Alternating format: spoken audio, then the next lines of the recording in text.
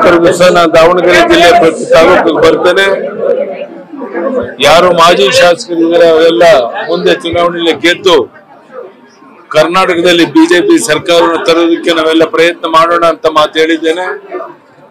ವಾತಾವರಣ ರಾಜ್ಯದಲ್ಲಿ ನಮ್ಮ ನಿರೀಕ್ಷೆ ಮೀರಿ ಚೆನ್ನಾಗಿದೆ.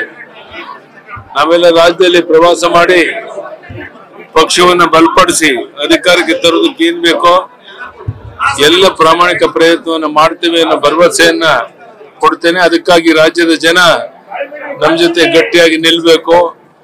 ಈ ಸರ್ಕಾರದ ಪೊಳ್ಳು ಘೋಷಣೆಗಳಿಗೆ ಬಲಿಯಾಗದೇನೆ ಎಲ್ಲರೂ ಒಟ್ಟಾಗಿ ನರೇಂದ್ರ ಮೋದಿ ಅವರ ಪಕ್ಷ ಭಾರತೀಯ ಜನತಾ ಪಾರ್ಟಿಗೆ ಬೆಂಬಲಿಗರಾಗಿ ನಿಲ್ಲಬೇಕು ಅಂತ ಕೈ ಜೋಡಿಸಿ ನಾನು ಈ ಸಂದರ್ಭದಲ್ಲಿ ಪ್ರಾರ್ಥನೆಯನ್ನು ಮಾಡ್ತೇನೆ.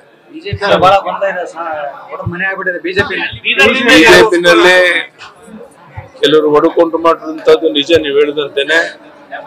ಈಗಾಗಲೇ ಕೇಂದ್ರದ ನಾಯಕರ ಗಮನಕ್ಕೆ ಎಲ್ಲವೂ ಬಂದಿದೆ.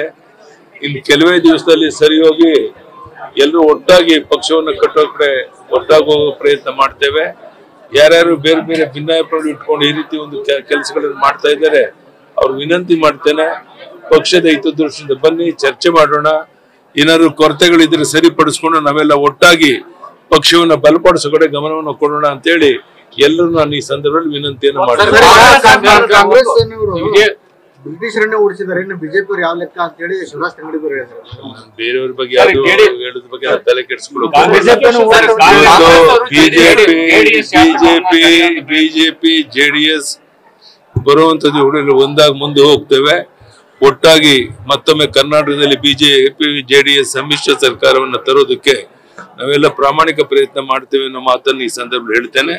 ಇದಕ್ಕೆ ಈಗಾಗಲೇ ಕುಮಾರಸ್ವಾಮಿ ಅವರು, ದೇವೇಗೌಡರು ಎಲ್ಲರೂ ಸಹ ಸಹಮತವನ್ನು ವ್ಯಕ್ತಪಡಿಸಿರೋದ್ರಿಂದ ನಾವು ಅವರು ಇವರು ಒಟ್ಟಾಗಿ ಒಂದಾಗಿ ಹೋದ್ರೆ ಪಕ್ಷವನ್ನ ಇಲ್ಲಿ ಅಧಿಕಾರ ತರೋದೇನು ಕಷ್ಟ ಆಗೋದಿಲ್ಲ. ಆ ದಿಕ್ಕಿನಲ್ಲಿ ನಾವಿಬ್ರು ಒಟ್ಟಾಗಿ ಸೇರಿ ಪ್ರಾಮಾಣಿಕ ಪ್ರಯತ್ನ ಮಾಡ್ತೀವಿ. ಅದ್ಯಾವುದು ಆಗೋದಿಲ್ಲ. ಅದು ಯಾರೋ ಕೆಲವರು ಉದ್ದೇಶಪೂರ್ವಕವಾಗಿ ರೀತಿ ಅಪಪ್ರಚಾರ ಮಾಡ್ತಾರೆ. और नए न्यूज़ों के लिए देखते रहिए अपना चैनल TV22 न्यूज़। लाइक करें, शेयर करें, सब्सक्राइब करें और बेल आइकन बटन दबाना ना भूलें।